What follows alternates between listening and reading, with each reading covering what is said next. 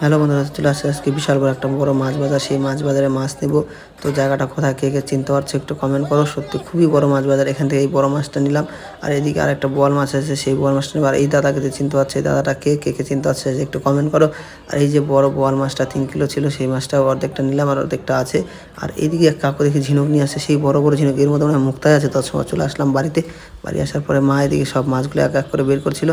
এটা কি মাছ দেখে বলছে এত বড় মাছ। তো সত্যি মানে এত বড় মাছই ছিল, এটা 3-4 কিলো তো হবেই ওজন। এক এক করে সবগুলো মাছ মা বের করছে আর দেখছে। দেখো মাছগুলো দেখলে বুঝতে পারবে বাজারটা কেমন হয়েছে, সে যে একটু কমেন্ট করো। আর তাড়াতাড়ি চলে আসো খাওয়ার জন্য। আর এটা ছিল বোয়াল মাছ, সেই বড় বোয়াল মাছের পিস।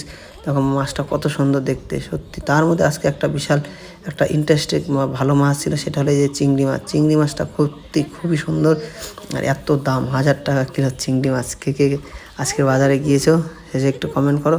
আর এইদিকে দেখো আমাদের পুচকু আমার কোলে বসে বসে সব দেখছে। আর তারপরে এখন চিংড়ি মাছ দিয়ে রান্না হবে, কাঁঠাল চিংড়ি। তো কে কে খাবে চলে আসো, দেখা হবে নেক্সট টাইম, বাই।